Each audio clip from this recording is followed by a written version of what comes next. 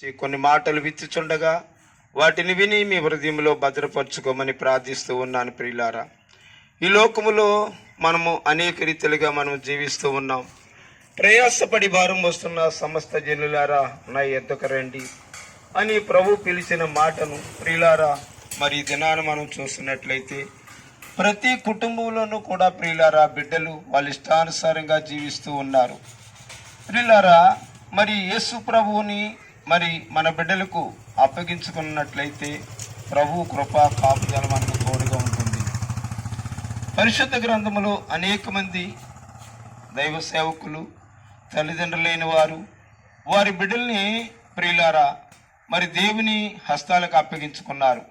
ప్రియులారా, దేవుని మాట ఎరిగినటువంటి వారి బిడ్డలు ప్రభు శిక్షలోను బోధ యందు ఎదిగి ఒక ఉన్నతమైన స్థితికి వారి బిడ్డల్ని దేవుడు నడిపించాడు. ప్రియులారా, పరిశుద్ధ గ్రంథంలో ఎంతోమంది తల్లిదండ్రులు ఉన్నారు, దైవ సేవకులు ఉన్నారు.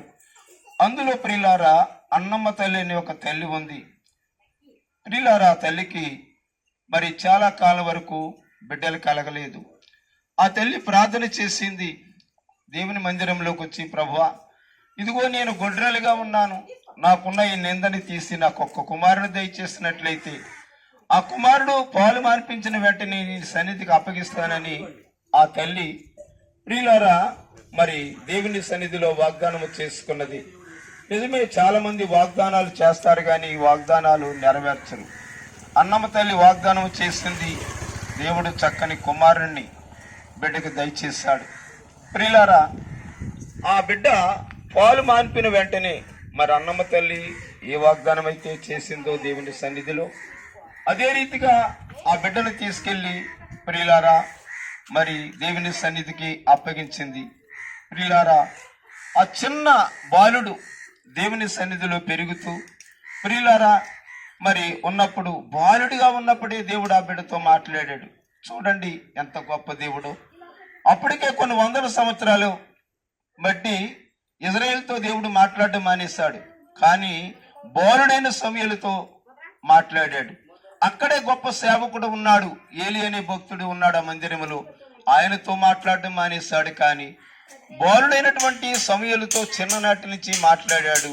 ప్రియులారా, ఆ మాట్లాడటమే కాదు దేవుని సన్నిధిలో పెరిగాడు కాబట్టి దాను నుంచి బేర్షెబా వరకు గొప్ప ప్రవక్తగా, గొప్ప సేవకుడిగా, ప్రియులారా ఇజ్రాయేలుకి న్యాయకర్తగా దేవుడు సమూయేలు వాడుకున్నాడు.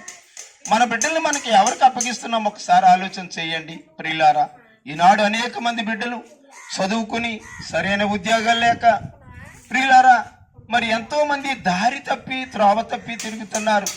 అమ్మా, అయ్యా, మీకు అది ఇష్టమా? దేవునికి అప్పగించండి మీ బిడ్డల్ని. దేవుడు మీ బిడ్డల్ని మంచి మార్గంలో, అంటే సమూయేలు మీకు ఉదాహరణగా చూపించి ఉన్నాను. సమూయేలులా మరి మన బిడ్డలు మరి ఎదగాలంటే మనం దేవుని బిడ్డలకు, దైవ సేవకులకు మన బిడ్డలను అప్పగించుకున్నట్లయితే వారు ఒక ఉన్నతమైన స్థితిలోకి దేవుడు నడిపిస్తాడు.